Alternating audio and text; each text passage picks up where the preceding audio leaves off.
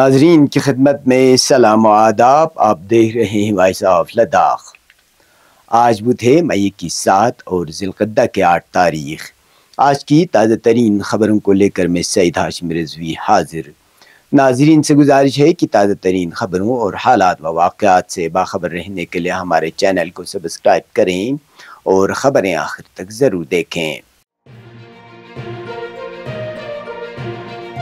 آپ دیکھ رہے ہیں آپ کا پسندیدہ news channel voice of Ladakh.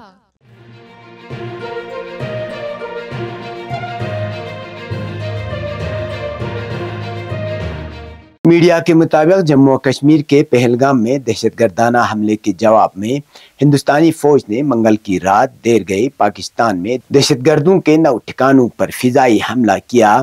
Operation sindoor کے تحت بھارت نے سرحد پار کے حملوں میں پاکستان پنجاب میں جیش محمد اور لشکر طیبہ کے ہیڈ کوارٹر کو نشانہ بنایا. پہلگام کے خوفناک دہشت گردانہ حملے کے 15 دن بعد ہندوستانی مسلح افواج نے آپریشن سندور کے تحت پاکستان اور پاکستان کے زیر قبضہ کشمیر میں دہشت گردی کے 9 اہداف پر میزائل حملے کیے. حکام نے بتایا کہ اس خفیہ آپریشن کے تحت ہندوستانی فضائیہ نے پاکستان اور پاکستان کے زیر قبضہ POK میں واقع دہشت گردوں کے کل 9 ٹھکانوں پر فضائی حملے کیے. یہ آپریشن دیر رات 1:30 بجے کے قریب کیا گیا اور اس کا مقصد دہشت گردوں کے لانچ پیڈ اور ہتھیاروں کے ڈپو کو تباہ کرنا تھا. اس فضائی حملے کے بعد وزارت دفاع کی طرف سے جاری ایک پریس ریلیز میں کہا گیا کہ آپریشن سندور کا مقصد صرف دہشت گردوں کے ٹھکانوں کو نشانہ بنانا تھا. اس میں کہا گیا کہ بھارت کے حملے کا مقصد پڑوسی ملک کے ساتھ جنگ نہیں تھا.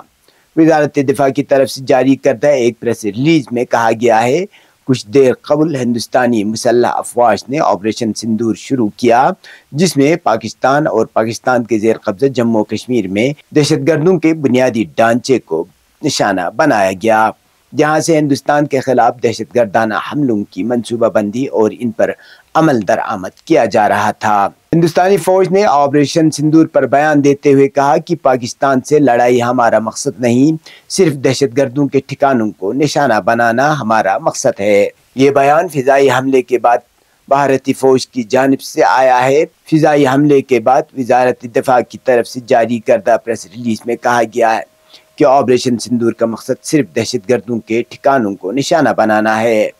وارسنس ڈیزائنز اینڈ کنسٹرکشن، آپ کا بھروسہ ہماری پہچان. لداخ کی روایتی حسن کے ساتھ شدید سردی اور برف باری میں ایک مضبوط اور بہترین گھر یا بزنس اسپیس کے لیے صرف ایک نام، Warsons designs and construction. Warsons designs and construction آپ کو دیتا ہے بہترین architectural planning, interior design, residential اور کمرشل ڈیولپمنٹ، 3D ویژولائزیشن اور ایکوریٹ کاسٹ ایسٹیمیشن، سب ایک ہی چھت کے نیچے. تجربہ یافتہ ٹیم، بہترین مٹیریل اور وقت پر کام کی گارنٹی. تو چاہے گھر، ہوٹل، دکان یا آفس، صرف بھروسے مند بلڈر اور آرکیٹیکٹ کا انتخاب کریں. آج ہی مسٹر منصور احمد وار سے رابطہ کریں اور اپنے سپنوں کو حقیقت میں بدلیں. دیے گئے اس نمبر پر آپ کال کر سکتے ہیں 9419657525 یا 9541491707. وارسنس ڈیزائنز اینڈ کنسٹرکشن، کرگل. آپ کا بھروسہ ہماری پہچان.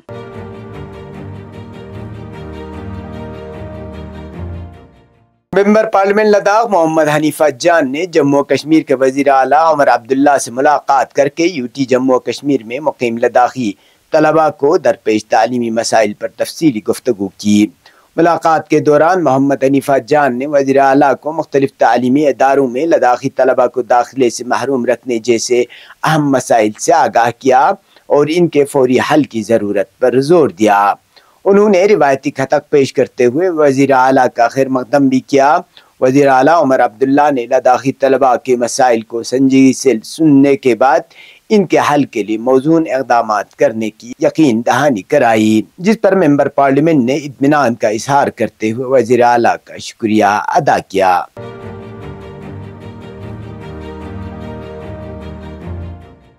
ملک کے دیگر حصوں کے ساتھ ساتھ کرگل ضلع میں بھی عوامی دفاعی تیاریوں کا جائزہ لینے اور ان سرگرمیوں کو مزید تقویت دینے کے لیے district disaster management authority Kargil کی جانب سے آج شام 4 بجے سول ڈیفنس موک ڈرل کا انعقاد کیا گیا۔ ڈرل کے دوران مختلف مقامات پر سائرن بجائے گئے، جن کا مقصد ایمرجنسی رسپانس سسٹم کی جانچ کرنا اور مختلف اداروں کے درمیان ہم آہنگی کو بہتر بنانا ہے، تاکہ کسی بھی آفت کی صورت میں فوری اور مربوط کارروائی ممکن ہو سکے۔ ضلع کرگل کی ڈسٹرکٹ ڈیزاسٹر مینجمنٹ اتھارٹی اور ڈسٹرکٹ پولیس کرگل نے عوام سے اپیل کی کہ وہ مکمل طور پر پرسکون رہیں، سائرن یا دیگر مشقوں سے پریشان نہ ہوں اور افواہوں پر کان نہ دھریں۔ انتظامیہ کا کہنا ہے کہ عوام کا تعاون اس حفاظتی اقدام کو کامیاب بنانے کے لیے نہایت ضروری ہے۔ ایسے اقدامات مستقبل میں بھی کسی بھی ممکنہ ہنگامی صورتحال سے نمٹنے میں مددگار ثابت ہوں گے۔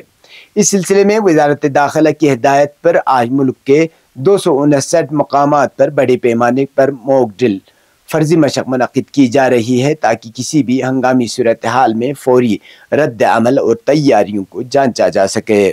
کرگل میں موک ڈرل کا باقاعدہ اعلان گزشتہ روز ڈپٹی کمشنر کرگل شری کان بالا صاحب سوسے اور SSP کرگل شری رام آر نے ایک مشترکہ پریس کانفرنس کے ذریعے کیا۔ انہوں نے بتایا کہ آج شام 4 بجے کرگل ضلع ہیڈ کوارٹر کے مختلف مقامات پر یہ مشقیں کی جائیں گی۔ اسی طرح لیہ کے ڈپٹی کمشنر اور SSP نے بھی منگل کے روز ایک پریس کانفرنس میں لیہ کے مختلف علاقوں میں موک ڈرل کے انعقاد کا اعلان کیا تھا، جہاں آج ان مشقوں کو عملی جامہ پہنایا جائے گا۔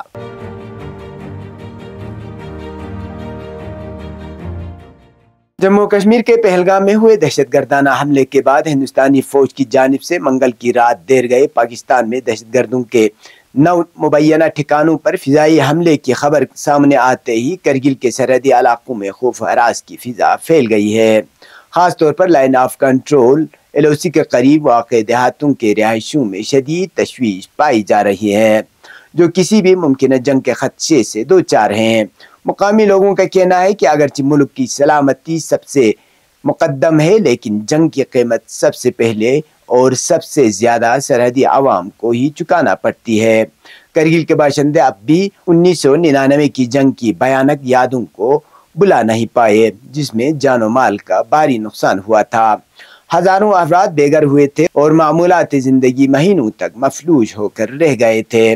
ایسے میں دوبارہ کسی جنگی صورتحال کا تصور بھی یہاں کے لوگوں کے لیے تکلیف دہ ہے۔ مقامی رہائشی دعائیں کر رہے ہیں کہ صورتحال مزید نہ بگڑے اور دونوں ممالک صبر و تحمل کا مظاہرہ کریں، تاکہ خطے میں امن و امان برقرار رہ سکے۔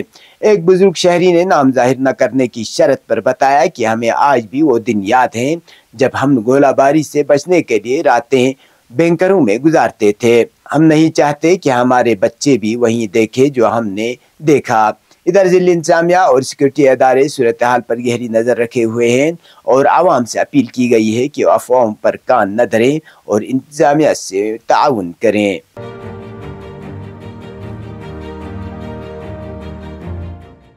گورنمنٹ ڈگری کالج دراس میں غریب نواز ریلیف فاؤنڈیشن کے اشتراک سے ایک شجرکاری مہم کا انعقاد کیا گیا۔ اس مہم کا مقصد ماحولیات سے آگاہی پھیلانا اور پائیدار ترقی کے لیے عملی اقدامات کو فروغ دینا تھا۔ کالج کے پرنسپل ڈاکٹر امجد علی عباسی کی قیادت میں ہونے والی اس مہم میں طلباء، اساتذہ اور NGO کے اراکین نے جوش و خروش سے حصہ لیا۔ ڈاکٹر عباسی نے شجرکاری کو ماحولیاتی توازن اور موسمیاتی تبدیلیوں سے نمٹنے کے لیے ناگزیر قرار دیا۔ ڈاکٹر موصوف نے کہا کہ ہم چاہتے ہیں کہ طلباء ماحول دوست سوچ کے ساتھ معاشرے میں مثبت کردار ادا کرے۔ GNRF کے ریاستی منیجر عبد الوہاب نے تنظیم کی ماحولیاتی کوششوں اور فلاحی منصوبوں پر روشنی ڈالی اور مستقبل میں ایسے مزید اقدامات کی یقین دہانی کرائی۔ کالج انتظامیہ اور GNRF نے مشترکہ طور پر اس عزم کا اظہار کیا کہ ماحولیاتی تحفظ کے لیے اس نوعیت کی سرگرمیوں کا سلسلہ آئندہ بھی جاری رکھا جائے گا۔ اب پیش ہے قومی اور بین الاقوامی خبریں۔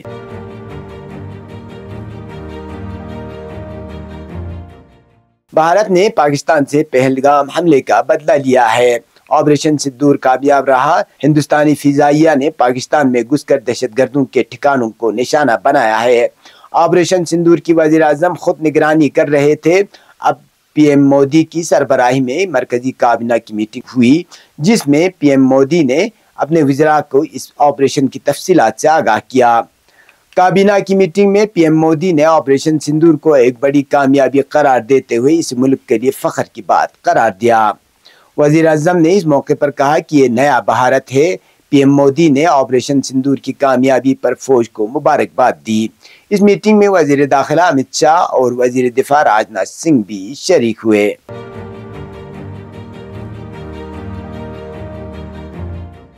میڈیا کے مطابق انصار اللہ یمن کے ایک سینئر رہنما حزام الاسد نے عربی ٹی وی چینل سے گفتگو میں کہا کہ یمن کے پاس ایسی دفاعی اور انسدادی طاقت ہے، وہ کسی کو بھی اپنے اقتدار اعلیٰ کی خلاف ورزی کی اجازت نہیں دے گا۔ انہوں نے حساس مراکز کی حفاظت میں صہیونی حکومت کی ناکامی کی طرف اشارہ کرتے ہوئے کہا کہ صہیونی دشمن حتیٰ بن گورین ایئرپورٹ کی سیکیورٹی میں بھی ناکام رہا۔ انصار اللہ یمن کے اس سینئر رہنما نے کہا کہ بن گورین ہوائی اڈے پر حملہ اسرائیل کے خلاف نئی کارروائیوں کا آغاز ہے۔ انہوں نے کہا کہ یمن پوری طاقت سے غزہ کے مظلوم فلسطینی عوام کی حمایت جاری رکھے گا۔ حزام اسد نے کہا کہ یہ غاصب صہیونی حکومت غیر فوجی تنصیبات اور غیر فوجی مراکز کو نشانہ بنا کر یمن کے عوام کو سزا دینا چاہتی ہے، لیکن اس کی جارحیتیں ہمیں فلسطین کی حمایت سے نہیں روک سکتی۔ یہ تھے اب تک کی خبریں، اسی کے ساتھ مجھے اور میرے ساتھیوں کو دیجیے اجازت۔ اللہ حافظ۔